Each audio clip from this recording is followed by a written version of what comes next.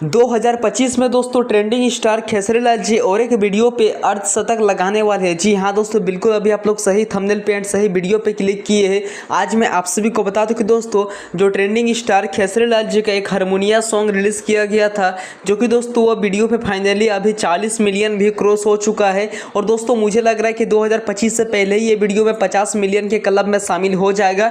जो कि दोस्तों ये गाना का लिरिक्स भी काफ़ी एकदम एक बेस्ट लाइन जो कि लिखा गया है। और दोस्तों ये गाना का लिरिक्स की बात करें तो दोस्तों ये गाना का राइटर कृष्णा बेदर्दी जी ने अपने मधुर हाथों से लिरिक्स लाइन दिए हैं। और ये गाना का म्यूजिक की बात करें तो आर्या शर्मा जी ने ये गाना का म्यूजिक किए है। एंड कंपोज की बात करें तो के आर यादव जी ये गाना का कंपोज किए। जी हाँ दोस्तों, कुल मिलाकर दोस्तों ये गाना मतलब काफ़ी एकदम एक बेहतरीन तरीका से बनाया गया था। और दोस्तों फाइनली ये वीडियो पे अब तक का 40 मिलियन 6,75,000 से भी ज़्यादा व्यूज़ मिल चुका है। और दोस्तों मैं चाहूँगा कि ट्रेंडिंग स्टार खेसरी लाल जी इसी तरह के एल्बम लाए ताकि हमारा भोजपुरी इंडस्ट्री भी एक बहुत ही बड़ा प्लेटफॉर्म बन सके।